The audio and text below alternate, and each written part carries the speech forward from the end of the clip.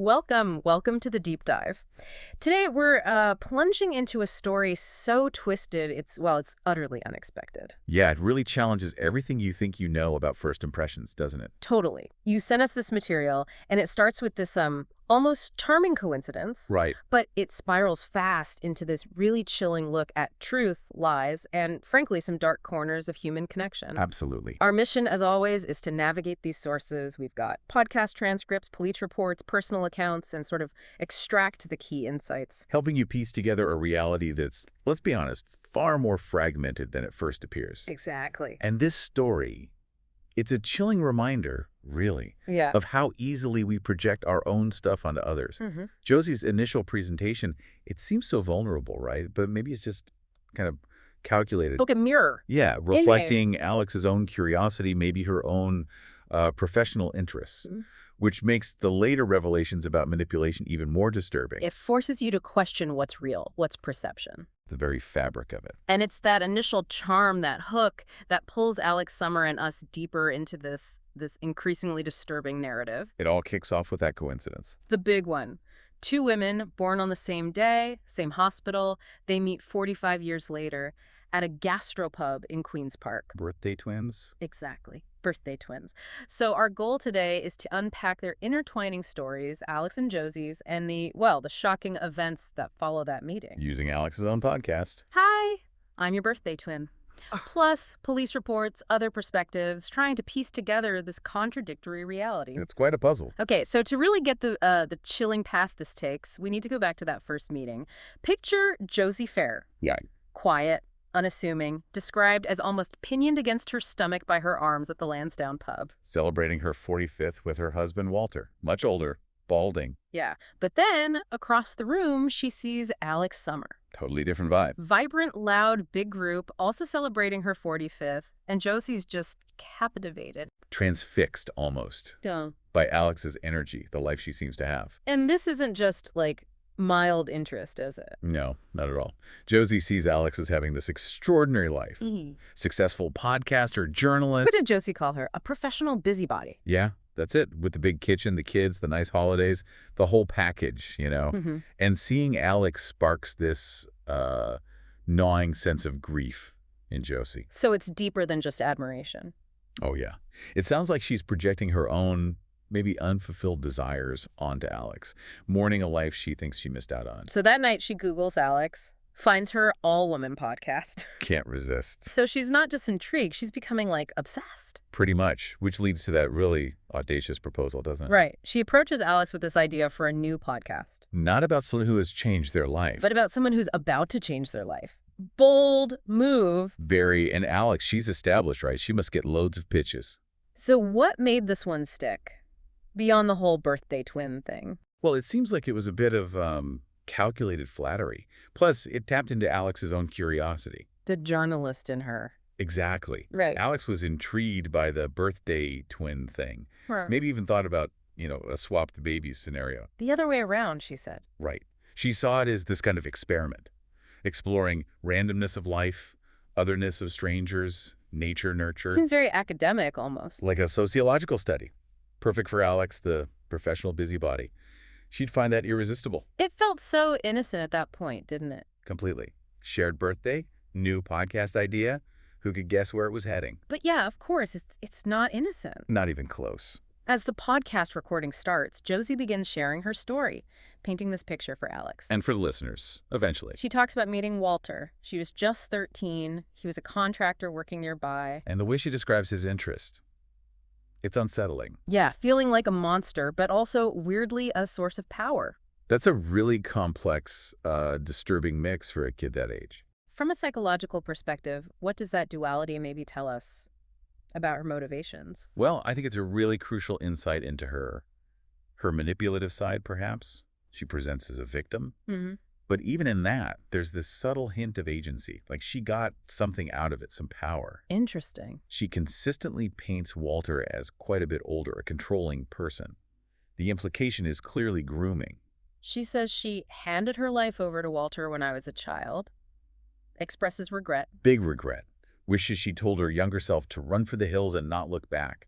It's a narrative crafted for sympathy. It establishes her as trapped, needing this change she pitched for the podcast. Exactly. And we get these glimpses into their life now that sort of back this up. Walter's retired, hard of hearing, poor eyesight. And Josie has that weird denim thing going on. The denim motif. Dress, shoes, bag, even the dog's collar and lead.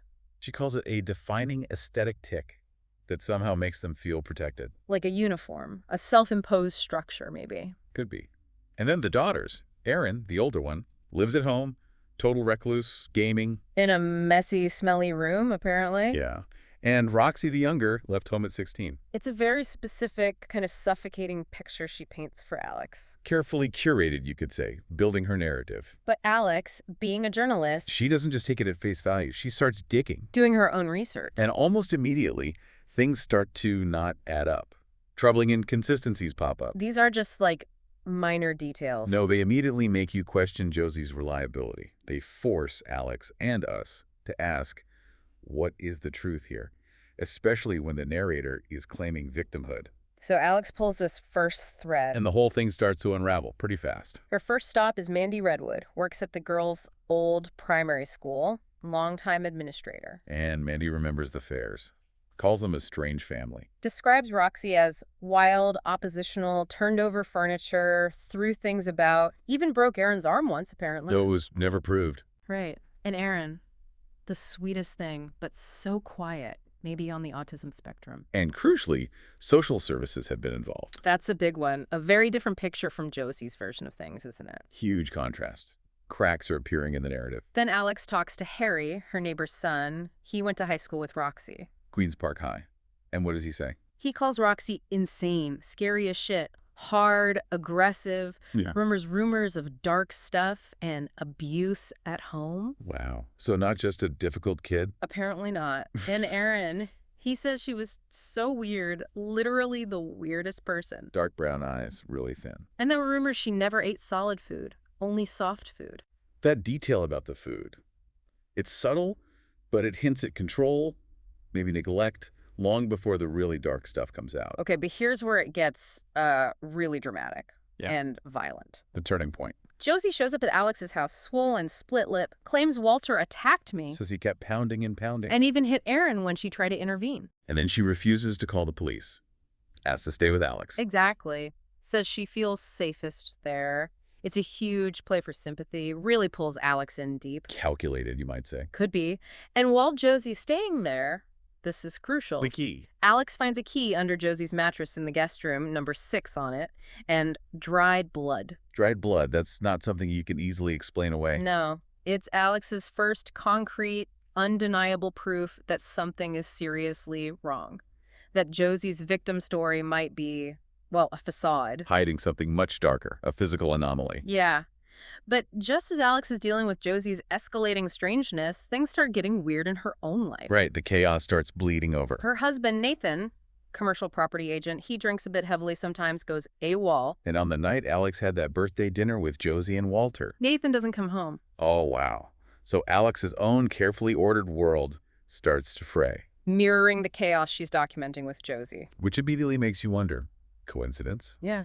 Or is Nathan's disappearance connected to Josie? And we find out pretty quickly, don't we? The shocking truth. Yeah, a truth born from Josie's manipulation. Nathan was lured to a hotel. By an actress, Caitlin Rand. Hired by Josie. Instructed to get Nathan into a room, make it look like you slept with him. For £1,000. All supposedly to help Alex escape a cheating husband. Josie wasn't just after the story. She wanted Alex's life, didn't she? It seems that way. And, tragically, Nathan's found dead later. Lake Windermere. A direct result of Josie's twisted plan.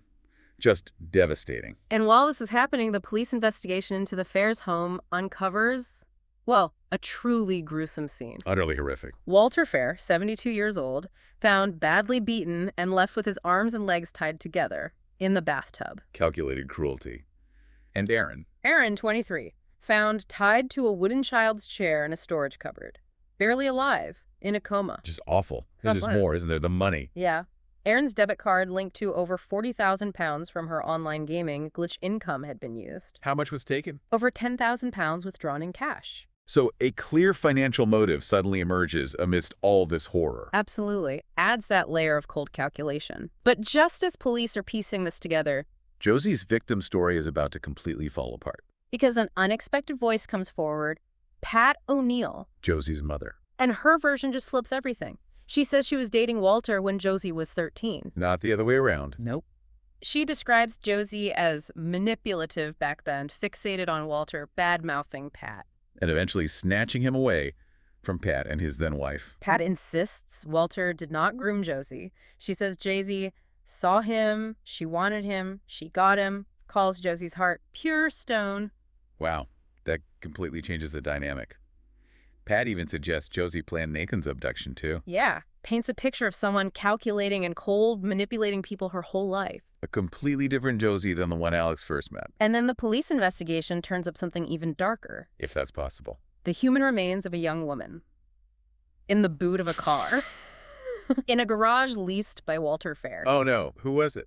Identified as Brooke Ripley. Went missing after her school prom, June 2014. She was 16. 16. And the key. The key Alex found. Number 6. Turns out it was the key to that garage. Connecting Josie directly to this cold case, this horrifying discovery. It's just layer upon layer. And this is where Josie's narrative truly unravels, piece by devastating piece. Roxy speaks out. The younger daughter, now 21, her testimony contradicts everything Josie said. What did she reveal? That she and Brooke Ripley were together, romantically involved. Okay, and Walter? Roxy vehemently denies Walter abused her or Brooke, says Josie's stories about him were bullshit, made up to make him look bad. Exposing Josie as a profound liar, it completely flips the victim narrative again. Walter wasn't the abuser. Maybe an accomplice under duress? Possibly. But then, the most harrowing account, it comes from Erin. She wakes up from the coma. Miraculously, yes. Yeah. In her testimony, it gives us the full picture, and it's just nightmarish. Worse than we thought. Much worse. She talks about Josie's control, the isolation, the lies about Pat. Reveals Walter did secretly Skype his sons in Canada from her room because Josie forbade it. So Walter wasn't entirely cut off. No, but then, the truth about Brooke's death. Erin says Josie physically attacked Brooke. Josie killed her. Led to her death, yes. And Walter got involved in the cover-up unwillingly, disposing of the body in the garage. Using plastic sheeting, the bathroom window. And the key in a drawer with the number 6 attached on a plastic tag. Chillingly specific. Unbelievable. And the night Walter died, what does Erin say happened? It reveals the true horror. Josie attacked him, kicked him while he was having a heart attack. Just extreme cruelty, not a victim lashing out. No.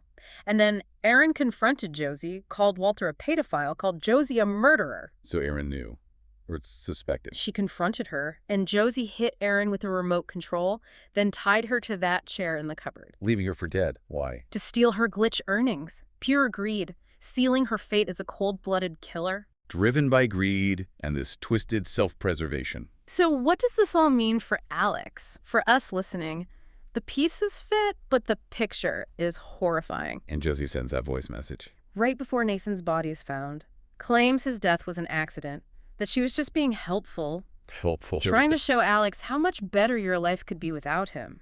She pleads with Alex to believe her story, insists everything I told you was the truth. Delusional. Completely. Believes they're alike, these idealized wives with disappointing husbands. She thinks Alex is somehow complicit in her twisted reality. And that voice message, if you connect it back, you remember that podcast clip they played during the interview? Mario Lejeune. Yeah. Saying death is a clean break, no gray areas, like a blank canvas. That wasn't random, was it? It sounds like Josie's manifesto, her blueprint. She even asked Alex, didn't she? Don't you ever think everything would be easier if they were dead? Chilling premeditation, death is a clean slate for her own narrative. And as we wrap up this deep dive, DC Sabrina Albright gives Alex an update. The hunt for Josie is ongoing. Her 10 grand won't last forever. She'll have to surface eventually, leave a trail. And the police found Alex's personal items in the Fair's flat. Nespresso pod, soap, bracelet, receipt, kids' drawing, passport photos. Just confirms the obsessive, almost possessive behavior, wanting to become Alex or steal parts of her life. So we've journeyed through this. Started with birthday twins, peeled back layers of deception, violence. The initial image of Josie as this quiet victim, Completely shattered. By contradictory evidence, family testimony, the horrifying truth of her actions. Manipulative, violent. It really makes you ask, doesn't it? When someone tells you their truth, especially one as dramatic and self-serving as Josie's, how do you find the reality in it? How do you discern truth from fabrication? This deep dive shows truth can be, well, personal, subjective, Hmm. and dangerously weaponized. Challenges us to look deeper, question narratives, seek out those silenced voices. They often hold the key. Which leaves us with this final thought for you. Josie Fair, still out there, maybe thinks she's found freedom. By escaping her prisons, committing these acts. But like Alex observed, Josie is trapped now in a prison of her own making, always looking over her shoulder, on the run, hiding. What does true freedom really mean when it's built on such devastating lies and violence? What kind of life is that, really?